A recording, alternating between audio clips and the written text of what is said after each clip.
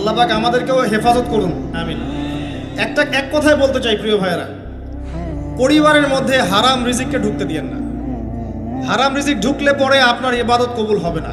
আপনি ছোটখাটো কিছু করেন, হালাল রিজিক খান, অল্পতে আল্লাহ পাক সন্তুষ্ট হয়ে যাবেন ইনশাআল্লাহ তাআলা। আল্লাহ পাক তো বেশি কিছু চান না আমাদের কাছে। আল্লাহ পাক কি চান? আমরা তাকে ভালোবাসি, আমরা তার জন্য আমাদের ইবাদতগুলো ঢেলে দেই, তার সাথে শিরক না করি, তার নবীর সুন্নাহ মতো চলি, একটু হালাল খাই, একটু পর্দা করি, বাচ্চা কাচ্চাদেরকে ইসলামী আদর্শে বড় করি, পরিবারের আদর্শটা একটু ঠিক করি। এত বেশি কিছু কি আল্লাহ পাক চান আমাদের কাছে? আল্লাহ পাক কি আমাদের কলার ধরে জিজ্ঞাসা করবেন দুনিয়াতে ইসলামী খেলাফত কায়েম করে আসো নাই কেন? বলবেন? বলবেন না, এটা বলবেন না আল্লাহ পাক আমাদেরকে। কিন্তু যাকে আল্লাহ পাক ওই ক্ষমতা দিয়েছেন তাকে বলবেন তোমাকে ক্ষমতা দিয়েছিলাম, তুমি কেন করো নাই? কথা বুঝতে পারছেন? সবার জন্য সবকিছু না, আমরা সাধারণ মানুষ। সাধারণ মানুষের জন্য সাধারণ কাজগুলো যথেষ্ট।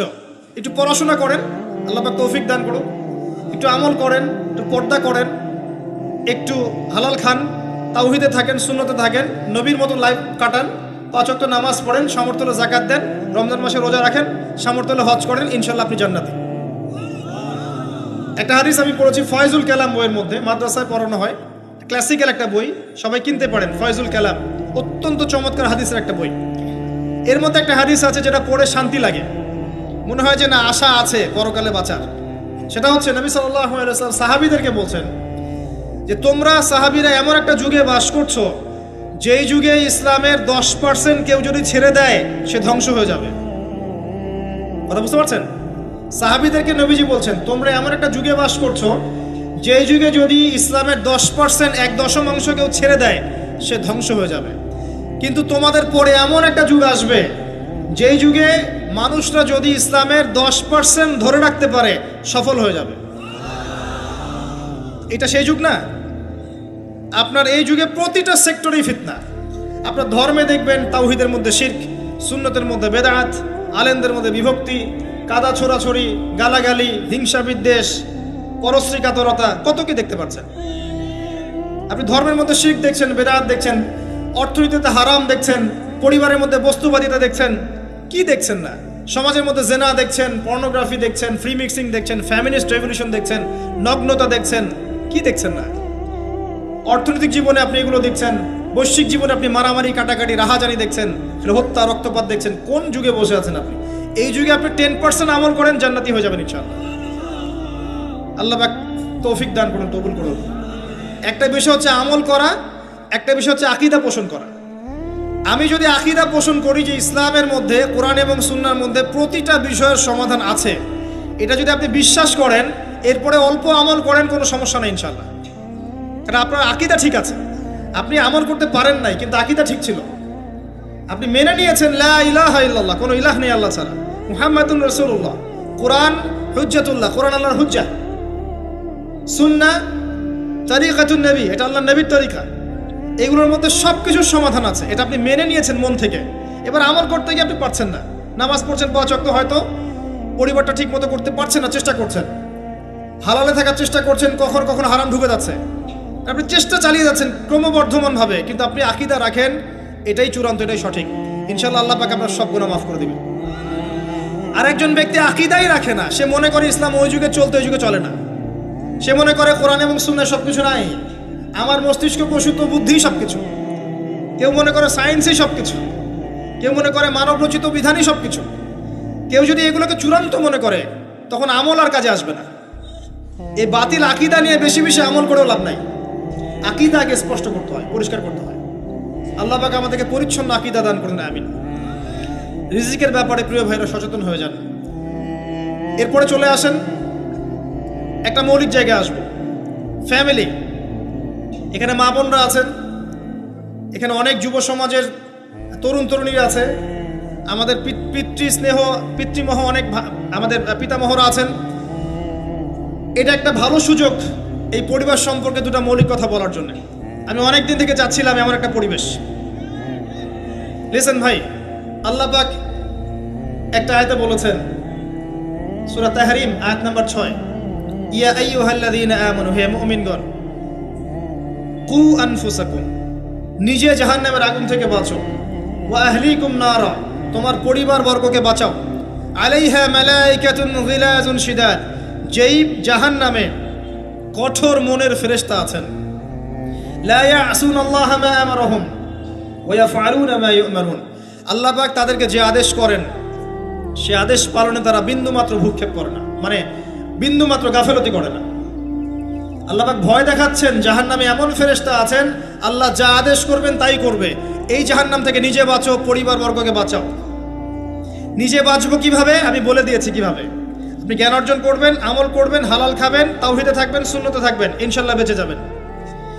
পরিবার বর্গকে বাঁচাবেন কিভাবে? আসেন শুরু করি শুরু থেকে। শুরুটা হবে আপনার বিয়ে দিয়ে।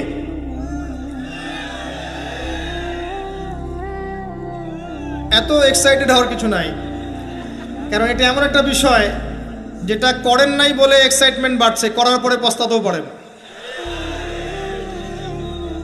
এটা এমনই দিল্লি কা লাড্ডু, যে খাবে সেও পস্তাবে, যে খাবে না সে বেচারাও পস্তাবে। তবে আপনারা খেয়ে পস্তান আলহামদুলিল্লাহ। এমনভাবে শুরু করেন না পরিবারটা যে আপনি একজন তরুণী, আপনি একজন তরুণ বিয়ে করছেন, বিয়ের সময়ে দিনদারিতা বাদ দিয়ে অন্য কিছু দেখতে যায় না। যদিও বা অর্থ সম্পদ, বংশমর্যাদা, সৌন্দর্যের কথা হাদিসে এসেছে, হাদিসটা এমন নয় যে তোমরা 4টা গুণ দেখেই বিয়ে করবো, এমন নয়। হাদিসটা এমন নয়, অনুবাদটা অনেকেই ভুল করে, অনেকেই ভুল করে। হাদিসে বলা হয়নি কখনো 4টা গুণ দেখেই বিয়ে করো, এটা নয়। বরং বলা হয়েছে 4টা গুণ দেখে বিয়ে করা হয়। কথা কি বুঝতে পারছেন? কেউ এটা দেখে, কেউ এটা দেখে। তোমরা দিনদারিতা দেখো, না হলে তোমাদের হাত ধুলোয় ধূসরিত হবে। হাদিসটা এমন। এক্ষেত্রে কি আমরা বলবো, প্রথমত বিয়েটাকে সহজ করে দেন। বিয়েটাকে সহজ না করলে সমাজে জেনা বাড়তে থাকবে, এবং জেনা বাড়ার কারণ আছে। যখন পর্নোগ্রাফিটাতে ফ্রি অ্যাক্সেস দেওয়া হয়েছে, মানুষ রাতের বেলা পর্ন দেখতে পারে, কেউ বাধা দেওয়ার নাই। উপরের সেকশন থেকে কিন্তু এটাকে বন্ধ করে দেওয়া যেত। পৃথিবীর অনেক কান্ট্রি আছে যেখানে অনেক কিছু চলে না। চাইনিজরা ফেসবুক ইউজ করে না, করে? ওরা কি উন্নত জাতি না? ওরা তো এখন আমেরিকাকে যদি বলে ওঠো উঠবে, আমেরিকাকে বসতে বলে বসবে। ওরা এমন জায়গায় চলে গেছে। ওই ইউক্রেন ইস্যু নিয়ে আমেরিকা, ন্যাটো আর এই ব্রিটেন আর ফ্রান্স আর ইসরায়েল কিছুই করতে পারবে না ইনশাআল্লাহ, বিকজ এখানে একটা বড় অ্যালায়েন্স আছে চায়না এবং রাশিয়ার। কিছুই করতে পারবে না। বরং এর যে উদ্দেশ্যে এটা কাজ করেছিল তারা, এটাতে সফল হবে না তারা ইনশাআল্লাহ। আজকের টপিক এটা না, আমি এদিকে যাচ্ছি না। মূল বিষয়টা হচ্ছে যে সহজ করতে হবে বিয়েটাকে। উপযুক্ত বয়স হয়ে গেলেই একটা উপার্জনের সোর্স খুঁজবেন আগে। বেকার অবস্থায় বিয়ে করতে যায় না, উপার্জনের সোর্স খুঁজবেন, তারপরে আপনি আপনার পরিবারকে বলবেন আমার বয়স হচ্ছে, আমাকে বিয়ে দাও। এবার আসেন, বিয়ের সময় দিনদারিতা ছাড়া অন্য কিছু দেখতে যায় না। এরপরে যদি সে সুন্দর হয় বা সুন্দরী হয় বা ভালো বংশের হয়, অথবা দেখা যায় যে ভালো টাকা পয়সা ওলা ইত্যাদি ইত্যাদি, এটা আপনার নূরুন আলা নূর, এটা বোনাস। কিন্তু এগুলো যদি নাও থাকে, শুধু দিনদারিতা থাকে, আপনি রাজি হয়ে যান। পরিবারের কর্তাদেরকেও বলবো যে মেয়ে বিয়ে দেওয়ার সময় ছেলের টাকা পয়সা দেখতে যায় না, ছেলের স্ট্যাটাস দেখতে যায় না বেশি বেশি। পরে দেখবেন এই মেয়ে ওর ঘরে গিয়ে পস্তাচ্ছে। আর ছেলের পিতাদেরকেও বলবো, ছেলেকে যখন বিয়ে দিবেন, একটা মেয়েকে কিনে নিব আর সাথে কিছু যৌতুকের টাকাও নিব, এই টেন্ডেন্সি নিয়ে বিয়ে করতে যায় না। ওই বিয়েতে বারাকা বেশি, যেখানে খরচ কম, যেখানে বেশি হট্টগোল নাই। চট্টগ্রাম অঞ্চলের বিয়ের মতো না। একটা বিয়েতে মনে হয় 40-50 লাখ টাকা খরচ করে ফেলায়। গেটেই সাজাবে বলে 4-5 লাখ টাকা খরচ করে। সুবহানাল্লাহ। এই 5 লাখ টাকা দিয়ে, এই 5 লাখ টাকা দিয়ে আর মনে হয় 10টা-20টা পরিবারকে বিয়ে দেওয়া যাবে। হ্যাঁ, লোহার আংটি দিয়ে বিয়ে করেছে সাহাবী। লোহার আংটিও নাই তোমার বাসায়? বলছে না ইয়া রাসূলুল্লাহ, লোহার আংটিও তো নাই আমার বাসায়। তাহলে কি করবা? কোরআনের কয়টা সূরা জানো? যে এই সূরাগুলো জানি, এগুলো শিখিয়ে দিও, যাও, মোহর হয়ে গেছে। কত সহজ বিয়ে, কত সহজ। আর এখন যেটা হয়, মেয়ে খুঁজবে দিনদার বিল গেটস, আর ছেলে খুঁজবে দিনদার ক্যাটরিনা। কথা বুঝতে পারছেন? প্রিয় ভাইয়েরা, দিনদারিতাকে প্রাধান্য দেন, আর কিচ্ছু না। আপনি সফল হবেন ইনশাআল্লাহ, শান্তি পাবেন। এবং বিয়ের পরে আল্লাহর পক্ষ থেকে একটা ভালোবাসা আসবে। যদি আপনি দেখেন যে আপনার স্ত্রী খাদিজা রাদিয়াল্লাহু আনহার মতো আয়েশা রাদিয়াল্লাহু আনহার মতো, হাজেরা আলাইহিস সালামের মতো সবর করনেওয়ালা, যে আপনাকে দিনের পথে এগোতে সাহায্য করে, তাহলে আর অন্যদিকে চোখ দেওয়ার দরকার নাই, রাজি হয়ে যান। এরপর আপনার পরিবার শুরু। এখানে উভয়ের মাঝে হৃদ্যতা, ভালোবাসা থাকতে হবে। তবে আরেকটা কথা বলে রাখি, সবাই মনোযোগ দিয়ে কথাটা শোনেন। একটা পরিবারের ভিত্তি শুধু ভালোবাসা দিয়ে টিকে থাকে না। একটা পরিবারের ভিত্তি টিকে থাকে আপোষের বিশ্বাসের উপরে। একে অপরকে বিশ্বাস করতে শিখতে হবে, একে অপরকে শ্রদ্ধা করতে হবে, একে অপরের সম্মান দিতে জানতে হবে। আপনাকে আপনার স্ত্রীকে আপন মনে করতে হবে, আপনাকে আপনার স্বামীকে আপন মনে করতে হবে। বাইরের মানুষ আপন নয়, এরা আপন আপনার। একজন একজন লেবাস, পোশাক। এরপরে আপনি মোহর শোধ করেন, আপনি সন্তান সন্ততি নেন, সন্তান সন্ততিদেরকে আল্লাহর এবং তার রাসূলের আদর্শে বড় করে তোলেন। পরিবারের মধ্যে তালিম চালু করেন, তালিম। পরিবারের মধ্যে তাওহীদ রাখেন, সুন্নত রাখেন, একসাথে খেতে বসেন। স্ত্রীকে হাদিয়া দেন, স্ত্রীকে গিফট দেন, তাকে মাঝে মাঝে ঘুরতে নিয়ে যান, তাকে নিয়ে রিফ্রেশমেন্টে যান, তাকে সময় দেন, তাকে টাইম দেন, তাকে সময় দেন। নবী সাল্লাল্লাহু আলাইহি ওয়াসাল্লাম আয়েশা রাদিয়াল্লাহু আনহার কোলে মাথা রেখে কোরআন তেলাওয়াত করতেন। তার সাথে চাঁদনি রাতে দৌড়েছেন এবং চাঁদ দেখেছেন, সফর করেছেন, রাতের বেলা হেঁটেছেন, সময় দিয়েছেন, খালি পায়ে হেঁটেছেন। সময় দেন। এখন এমন একটা অবস্থা যে পুরুষদেরকে মনে করা হয় যে তারা হচ্ছে মানি মেকিং মেশিন, তারা খালি টাকা পয়সা মেক করবে, আর স্ত্রীরা হচ্ছে ওই চুলা ঠেলবে সারাদিন। আমরা এমন মনে করে নিই আর কি। আবার এই যে ফ্যামিনিস্ট রেভলিউশন যখন থেকে আসছে, ফ্যামিনিস্ট রেভলিউশন কি জিনিস? দাজ্জালের ফলোয়ার্স আর কি, যে মেয়েদেরকে আপনি ঘরে রাখতে পারবেন না। তো তারা যখন থেকে এসেছে, ইমার্জ করেছে, তখন থেকে তার একটা কনসেপ্ট দিয়েছে যে পুরুষ আর নারী একে অপরের প্রতিদ্বন্দ্বী। দেখবেন প্রতিদ্বন্দ্বিতামূলক কথাবার্তা বলে। স্বামীর মুখের উপর তর্ক করতে যাবেন না। স্বামীকে বাইরের অনেকগুলো বিষয় ফেস করতে হয়। একজন স্বামী মনে করেন প্রশাসনে চাকরি করে, তাকে তার ডিউটি ফেস করতে হয়, তার বসকে মেনটেন করতে হয়, তার এগুলো সামলাতে হয়, তাকে বাজারঘাট করতে হয়। সারাদিন পরিশ্রম করে সে বাসায় ঢোকার পরে আপনি মুখটা গোমরা করে বসে থাকেন। স্বামী আহলান সাহলান করেন না, তাকে একটু আদর করেন না, মহব্বত করেন না, তো অটোমেটিকলি তো আপনার দিক থেকে তার মনটা চলে যাবে অন্যদিকে, স্বাভাবিক।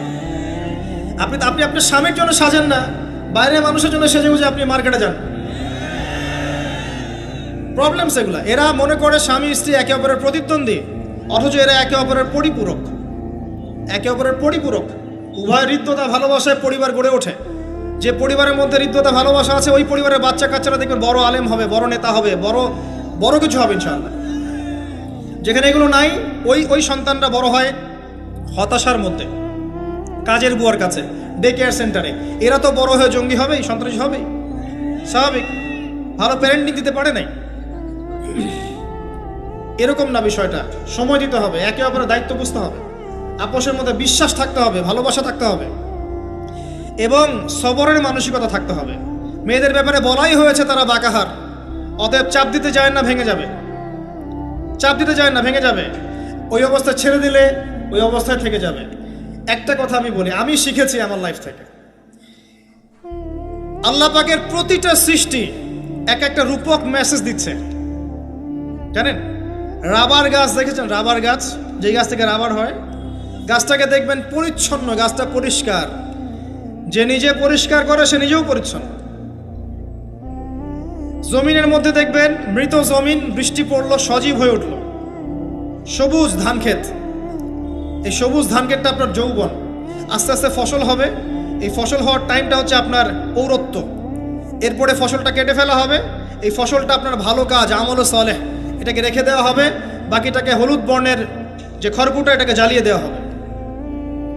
এই যে ধান গজালো, একটা সিজন গেল, এর মধ্যে আপনার দুনিয়ার জীবনের হায়াতের রূপকতা আছে। জি, পাহাড়কে দেখেন, পাহাড় বিশালতা নিয়ে দাঁড়িয়ে থাকে। ওর গায়ে যতই ঢিল মারেন, লাথি মারেন, সমালোচনা করেন, সে নড়বে না তার জায়গা থেকে, থাকবে। সে ওর জায়গায় স্টিল থাকবে, কিন্তু সে শান্ত থাকে, সে চিল্লাফাল্লা করে না। তাই যারা সাহসী, বীর, তারা বেশি কথা বলে না, শান্ত থাকে। যারা পাহাড়ের মতো দৃঢ়, ওরা বেশি কথা বলে না। সাগরকে দেখেন, বিশাল সাগর, কক্সবাজারে যান, সাগরকে বিশাল সাগর গর্জন করছে, ভিতরে অনেক সম্পদ, অনেক মাখলুক আছে। আপনি সামনে গিয়ে দাঁড়ান, বিনয়ের সাথে আপনার পা ধুয়ে দিবে, কোনো অহংকার করবে না। প্রতিটা সৃষ্টি আল্লাহ পাকের এক একটা মেসেজ দেয়। ঠিক মেয়ে মানুষও একটা মেসেজ দেয়। কি মেসেজ? আল্লাহ পাক মানুষকে সবচেয়ে সুন্দর করে সৃষ্টি করেছেন, আর মানুষের মধ্যে মেয়েদেরকে সবচেয়ে বেশি সুন্দর করে সৃষ্টি করেছেন। আল্লাহ পাকের সবচেয়ে সুন্দর সৃষ্টি হচ্ছে মেয়েরা, এবং তারা খুব নরম হয়, নরম, প্রজাপতি ধরার মতো।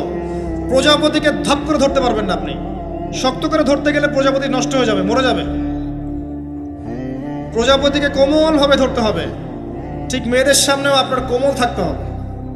বেশি হার্ড হতে যাবেন, শেষ। আমি আপনার গার্লফ্রেন্ডের সামনে কোমল হতে বলি নাই, আপনার ওয়াইফের সামনে হতে বলেছি।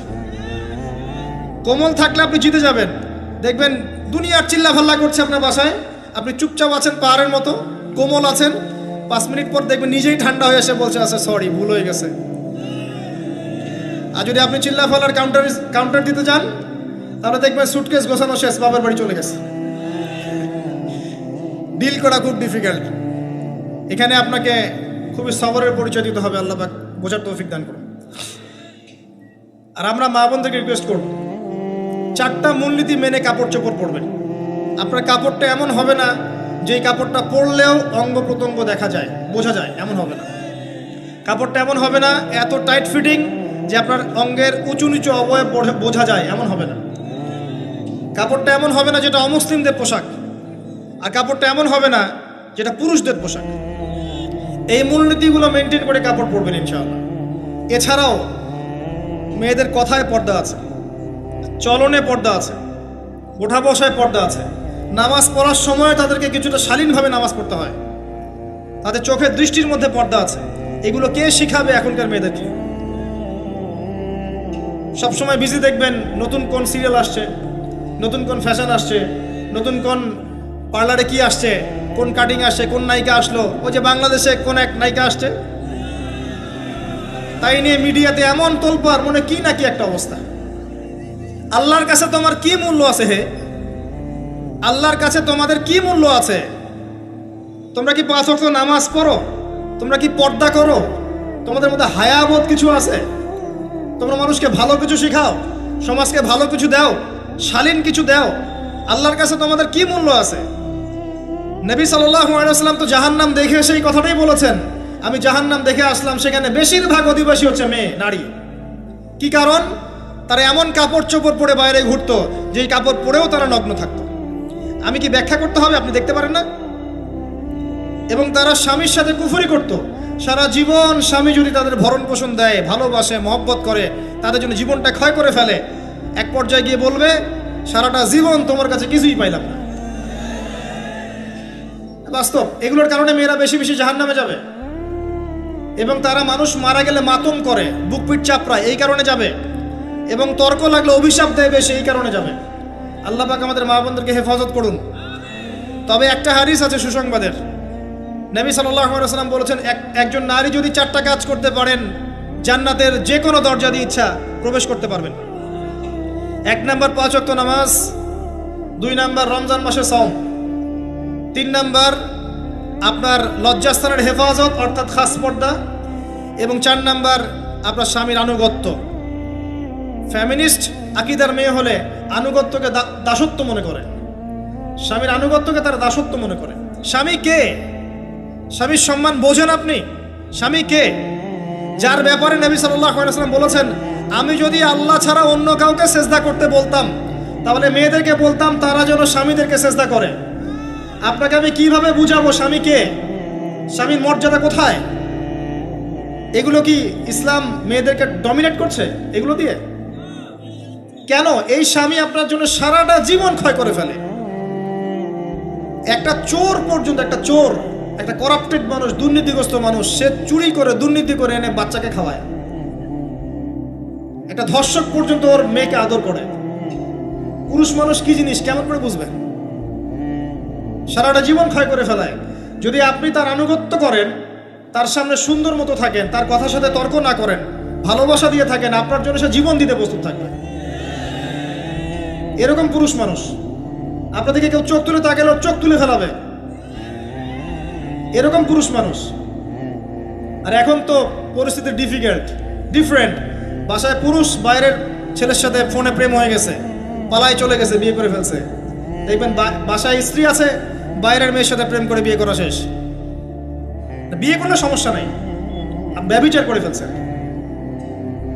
বিয়ে সে করতেই পারে, সে যদি সমতা রক্ষা করতে পারে, সেটা তার ডিফারেন্ট ইস্যু, এটা অন্য ইস্যু। তো স্বামীর আনুগত্য আপনাকে কিভাবে বুঝাবো? এটা দাসত্ব নয়। নবী সাল্লাল্লাহু আলাইহি ওয়াসাল্লাম বলেছেন, কোনো স্বামী যদি কোনো স্ত্রীকে চায়, তার প্রয়োজনের জন্য চায়, মহব্বতের জন্য, স্ত্রী যদি চুলায় রান্না করতে থাকে, ওই রান্না ফেলে দিয়ে তাকে আসতে হবে। হাদিস। রাতের বেলা স্বামী স্ত্রী শুয়েছে, স্বামীর চাহিদা আছে, স্ত্রীর কোনো সমস্যা নাই, স্ত্রী ফিট, ইচ্ছা করেই অহেতুক স্বামীকে বলল আমি রাজি না, উল্টা পাশে মুখ করে ঘুমিয়ে গেল। আল্লাহর নবী বলছেন, সারা রাত আল্লাহর পক্ষ থেকে একজন ফেরেশতা আসবে, এসে এই নারীকে অভিশাপ দিতে থাকবে। এখন এগুলো হাদিস শুনলে বলবে যে ইসলাম তো মেয়েদেরকে ছোট করছে। একজন মেয়ে তার, একজন স্বামীর কথা বলছে, স্বামী তার মেয়ে, তার স্ত্রী, তার মা, তার বোন, সবাইকে তার মিরাসের হক দিতে হয়। একজন মেয়ে তার বাবার সম্পত্তি পায়, কোনো কোনো ক্ষেত্রে তার ভাইয়ের সম্পত্তি পায়, তার স্বামীটা তো পাই, তার ছেলেরটাও পায়, নানি হলেও সম্পত্তির হক আছে। একটা মেয়েকে চতুর্দিক থেকে সিকিউর করা হয়েছে ইসলামে। তারপরেও কিছু ফ্যামিনিস্টের কারণে এরা বলবে যে মেয়েদেরকে ইসলাম ছোট করছে। হ্যাঁ, মেয়েদেরকে ইসলাম কেন ছোট করছে? কারণ পর্দা করে যে বাইরে বেরোতে বলেছে, ঢ্যাং ঢ্যাং করে নগ্ন হয়ে বেরোতে নিষেধ করেছে, এই কারণে। যদি বলে যে হ্যাঁ ইসলাম আপনাদেরকে ফ্রি মিক্সিংয়ের স্বাধীনতা দিচ্ছে, আপনারা সবাই ফ্রি মিক্সিং করেন, গেঞ্জি পরেন, টি শার্ট পরেন, স্যান্ডো গেঞ্জি পরে বাইরে ঘুরে বেড়ান, টাইট ফিটিং প্যান্ট পরে বাইরে ঘুরে বেড়ান, সব জায়গায় আপনারা ফ্রি মিক্সিং করেন, পর্ন দেখেন, জেনা করেন, মদ খান, ইসলাম খুব ভালো। তখন তোমাদের জন্য তো ইসলাম নয়, তোমরা জাহান্নামে যাও, আল্লাহর কি আসে যায়? ইসলাম তোমাদের জন্য নয়, তোমরা জাহান্নামে গিয়ে মরো, ইসলামের কিচ্ছু যায় আসে না। আল্লাহর ওয়াস্তে পারিবারিক আদর্শের দিকে ফোকাস করেন প্রিয় ভাই। নিজে জাহান্নামের আগুন থেকে বাঁচান, পরিবার বর্গকে বাঁচান, পরিবার আরেকটা পার্ট হচ্ছে আপনার পিতামাতা। পিতামাতার সাথে খারাপ আচরণ করতে যায় না আল্লাহর ওয়াস্তে। সেই ব্যক্তির জন্য ধ্বংস, যার পিতামাতা বেঁচে আছে, তাদের হক আদায় করে সে জান্নাতে যেতে পারলো না, তার জন্য ধ্বংস। আরেকটা অংশ আছে আপনার সন্তান সন্ততি, বাচ্চা কাচ্চার প্যারেন্টিংটা খুব সুন্দর করে করেন। যখন আপনি স্ত্রীর সাথে মিলন করতে গিয়েছেন, তখন দোয়া পড়েন, আল্লাহুম্মা বিসমিল্লাহি আল্লাহুম্মা জান্নিবনা শাইতান ও জান্নিবিশ শাইতান মা রাযাকতানা। আমার মনে হয় এখনকার জেনারেশন যেগুলো আছে ফাসেক, মাদক সেবন করে, পর্নোগ্রাফিতে আসক্ত, ইয়াবাখোর, স্মাগলিং করছে, চুরি করছে, হাবিজাবি, ধর্ষণ করছে, আমার মনে হয় না তাদের পিতামাতা তাদেরকে জন্ম দেওয়ার সময় এই দোয়াগুলো পড়েছিল। কারণ পিতামাতাকে দোয়া পড়লে ওই সন্তানকে শয়তান স্পর্শ করতে পারে না। সন্তান হবে, সন্তান ছেলে হোক মেয়ে হোক, আপনার এটা নিয়ে মন খারাপ করার কিছু নাই। একজন কন্যা সন্তানকে লালন পালন করে সৎপাত্রে পাত্রস্থ করলে এই মেয়ে পরকালে আপনার জন্য জাহান্নামের আগুন থেকে ঢাল হয়ে যাবে। যার কাছে দুইজন মেয়ে আছে, দুইটা মেয়েকে সে ভালো করে মানুষ করেছে, নবী সাল্লাল্লাহু আলাইহি ওয়াসাল্লাম বলছেন সে জান্নাতে আমার সাথে এমন করে থাকবে, এইভাবে। কেউ যদি বিধবার দায়িত্ব নেয়, সেও নবী সাল্লাল্লাহু আলাইহি ওয়াসাল্লামের সাথে এইভাবে থাকবে। এতিমের দায়িত্ব নেয়, এইভাবে থাকবে। ফ্যান্টাসিতে ভুগছেন, একটা এতিম মেয়েকে বিয়ে করেন, একটা অসহায় তালাকপ্রাপ্ত মেয়েকে বিয়ে করেন, একটা বিধবা মেয়ে যার স্বামী মারা গেছে, কেউ নাই দেখার, তাকে বিয়ে করেন, তারপরে বোঝা যাবে আপনার মধ্যে কতটুকু দিন আছে। আর বর্তমান সভ্যতা আমাদের কি সমাধান দিবে? সবাই যদি দিনদার একটা করে ক্যাটরিনা খোঁজে, এই এতিম, এই বিধবা, এই যাদের দেখার কেউ নাই, এই মেয়েগুলা কি রাষ্ট্রের সম্পত্তিও থাকবে? এদের দায়িত্ব কে নিবে? পুরুষরা যদি দায়িত্ব না নেয়, কে দায়িত্ব নিবে? এখন কেউ যদি ওদের দায়িত্ব নিতে যায়, তখন তাকে আবার খারাপভাবে উপস্থাপন করা হয়, এই ব্যক্তির মনে হয় চরিত্র খারাপ। কিন্তু এদিকে বাইরে 10টা জেনা করে বেড়াচ্ছে, কোনো সমস্যা নাই, এগুলোকে উস্কায়। এইসব জাহেলদের জন্য ইসলাম নয়। ইসলামের প্রতিটা বেসিক ফান্ডামেন্টাল মানবতার কল্যাণের জন্যই। এগুলোকে ফরজ করা হয়নি, আপনি নফল, আপনার সামর্থ্য থাকলে আপনি করতে পারেন, না করলে কোনো সমস্যা নেই। কেউ যদি করে যে ইসলাম পরিপূর্ণরূপে পালন করার চেষ্টা করছে, এটার উপরে আমল করার চেষ্টা করছে, তাহলে আপনি তাকে ক্রিটিসাইজ করছেন কেন? কি সমস্যা আপনার? আরেকটা পার্ট হচ্ছে সন্তান সন্ততি। বাচ্চা কাচ্চাকে ছোটবেলা থেকেই মানুষ করতে হবে এমনভাবে যাতে করে বড় হয়ে এরা এই উম্মার খালেদ এবং ওমর হতে পারে। বাচ্চা ছোট বাচ্চাকে আপনি ভালো খাবার দেন, মায়ের স্নেহ দেন, বাবা মার সাথে রাখেন, একটু গ্রাম্য পরিবেশে নিয়ে গিয়ে তাকে বড় করেন। কেন বলছে কথা? এখানে পরিবেশ সুন্দর থাকবে, সে দৌড়াবে ধুলার মধ্যে, মাঠের মধ্যে খেলবে, সুন্দর ভাষা শিখবে। এরপরে তাকে ভালো প্রতিষ্ঠানে পড়ান। প্রতিষ্ঠানটা এমন হবে যে প্রতিষ্ঠানে জেনারেল শিক্ষা, ইসলামিক শিক্ষা একসাথে দেয়া হচ্ছে, সে সব শিখবে। আমার ছেলে কোরআনে হাফেজও হবে, আমার ছেলে ডক্টরও হবে ইনশাআল্লাহ।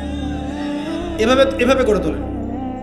আধুনিক হন, মাথাটা খাটান, ব্যাকডেটেড মানসিকতা বাদ দেন। বিশ্বটা এগিয়ে গেছে, আমাদেরকে এগিয়ে যেতে হবে। একমুখী জ্ঞান দিয়ে আপনি কিচ্ছু করতে পারবেন না এই যুগে। দ্বিমুখী শিক্ষার একটা হারমোনিয়াস কম্বিনেশন দরকার। আমাকে কোরআন জানতে হবে, সায়েন্সও জানতে হবে, নাহলে আমি সায়েন্স দিয়ে কোরআনকে ব্যাখ্যা করতে পারবো না, কোরআন দিয়েও সায়েন্সকে ব্যাখ্যা করতে পারবো না। জানতে হবে, আমাদেরকে শিখতে হবে, পড়তে হবে, প্রচুর পড়তে হবে। বাচ্চাদেরকে ছোট থেকে বড় করেন এভাবে। আস্তে আস্তে গিয়ে দেখবেন তারা যখন কিশোর, তাদের বন্ধু বান্ধবের সার্কেলের দিকে খেয়াল রাখেন। আপনি বাবা হিসেবে তার বন্ধুর মতো আচরণ করেন, মা হিসেবে তার সাথে বান্ধবীর মতো আচরণ করেন, তার সাথে ক্লোজ হন, তার সমস্যাগুলো জানার চেষ্টা করেন। তাকে ফ্রি মিক্সিংয়ের মধ্যে পড়াশোনা করতে দিবেন না, না হলে স্কুল লাইফে সতীত্ব হারিয়ে ফেলবে। অনেক সময় অনেক মেয়ে আছে স্কুল লাইফে সতীত্ব হারিয়ে ফেলেছে, কলেজ লাইফে যেতে যেতে প্রস্টিটিউশনে চলে গেছে। অনেক মেয়ে আছে, এগুলো টপ সিক্রেট না, এগুলো সব ওপেন সিক্রেট। এখন ঘরে ঘরেই সমস্যা, মানুষ লজ্জায় বলতে পারে না। যে কটা মিডিয়া আসে এগুলো তো আমরা জানি, ঘরে ঘরেই সমস্যা ঢুকে গেছে, মানুষ লজ্জায় বলতে পারে না। ছোট ছোট বাচ্চা মেয়েদেরকে পর্যন্ত রেপ করা হচ্ছে এখন। এটা সেই ফ্যামিলিস্ট রেভলিউশনের কারণেই হচ্ছে। যত বেশি জেনাকে উস্কে দেওয়া হবে তত বেশি ধর্ষণ বাড়বে। ধর্ষণ বাড়তে বাড়তে এক পর্যায়ে বাচ্চাদেরকে ধর্ষণ করা বাড়বে। এরপরে কি হবে জানেন? এরপরে মানুষ সমকামী হবে বেশি বেশি, ছেলের সাথে, নাউজুবিল্লাহ। তারপরেও কি হবে বলে যাচ্ছি, এরপরে আরো একটা ধাপ আসবে, যখন মানুষ গবাদি পশুর সাথে জেনা করবে। দেখে নিয়েন, এগুলো হাদিসে এসেছে, এমনি এমনি বলছি না, মানুষ এগুলো করবে। বাচ্চা কাচ্চাকে বড় করেন, ভালো খাবার দেন, ওকে খেলাধুলা করতে দেন। ও যত বেশি খেলাধুলা করবে ও শরীরটা ক্লান্ত হবে, তখন খাবে ভালো, বেশি খাবে, ব্রেন শার্প হবে, ওকে ওর নেতৃত্ব দেওয়ার যোগ্যতা অর্জন হবে। ওকে খেলাধুলা করতে দেন। আপনার মেয়েদের ব্যাচ একটা পুরুষ টিচার পড়াচ্ছে, ওই ব্যাচে আপনি মেয়েকে পড়তে দিয়েন না। একটা কোচিংয়ের ভাইয়া বাসায় এসে আপনার মেয়েকে প্রাইভেট পড়াবে গোপন কক্ষে, এগুলো করতে দিয়েন না। পরে আপনার মেয়ের ইজ্জত চলে গেলে আপনি হামাও করবেন, তখন আপনি অ্যাক্সেস করে দিচ্ছেন, জেনার সুযোগ দিচ্ছেন। শয়তান উস্কে দিবে, শয়তান তো চাচ্ছেই জেনা করাতে। মেয়েদেরকে মেয়েদের পরিবেশে পড়ান, ছেলেদেরকে ছেলেদের পরিবেশে পড়ান। ওরা বড় হোক, ম্যাচিউরড হোক, যখনই বিয়ের বয়স হয়ে যাবে দ্রুত বিয়ে দিয়ে দেন। বিয়ের পর এরা পড়াশোনা করুক। বিয়ের পর পড়াশোনা করে অনেকে বড় আলেম হয়েছে, অনেকে বড় জাতির নেতাও হয়েছে। আমাদের জাতির পিতার ইতিহাস দেখেন, কত বছর বয়সে তিনি বিয়ে করেছিলেন, ইতিহাস দেখেন। একজন প্রেমময়ী নারী যদি পাশে থাকে, একজন ব্যক্তি বিশ্ব জয় করতে পারে। এই যে প্রমাণ দেখিয়ে দিয়েছে, করেন নাই? এরকম আগেকার মানুষদেরকে দেখবেন, ম্যাচিউরড হয়ে গিয়েছেন, বিয়ে করেছেন, এরপরে স্ত্রী পাশে ছিল, বিশ্বকে ডিল করেছে, নেতৃত্ব দিয়েছে। এই বিষয়গুলোতে খেয়াল রাখেন। পরিবারে হারাম ঢুকতে দিয়েন না। পরিবারটাকে ইসলামিক মূল্যবোধে গড়ে তোলেন। কু আনফুসাকুম ওয়া আহলিকুম নারা, এই হাদিসের উপর আমল করেন। আল্লাহ পাক তৌফিক দান করুন, আমিন। এরপরে বড় বিষয়গুলোতে যাবেন আপনি ইসলামের খেদমত, ইসলামের প্রচার, ইসলামের প্রসার, Islamic association, Islamic NGO, Islamic হাবিজাবি, এগুলোর দিকে আপনি পরে যাবেন। আগে বেসিকগুলো ঠিক করবেন। এই কাজগুলো যদি আমরা করতে না পারি, তাহলে আল্লাহ পাক ওই যে বলেছে সূরা আরাফ 179 প্রথমে বলেছে, ওর অন্তর্ভুক্ত হয়ে যাব। তাদের পাপ কি ছিল? তারা যে বেশি বেশি জাহান্নামে গেছে, কি পাপ ছিল? 1 নাম্বার, লাহুম কুলুবুন লা ইয়াফকাহুনা বিহা, ওদের কলব ছিল, উপলব্ধি করেনি। ওয়ালাহুম আযানুন লা ইয়াসমাউনা বিহা, কান দিয়েছিলাম শোনেনি। ওয়ালাহুম আ'য়ুনুন লা ইউবসিরুনা বিহা, চোখ দিয়েছিলাম দেখেনি। উলাইকা কাল আনআম, এরা হচ্ছে গবাদি পশুর মতো। বাল হুম আদাল, বরং তার চাইতেও নিকৃষ্ট। ও উলাইকা হুমুল গাফিলুন, এরা হচ্ছে গাফিল সম্প্রদায়। আল্লাহ পাক আমাদেরকে যাবতীয় গাফিলতি থেকে হেফাজত করুন, আমিন।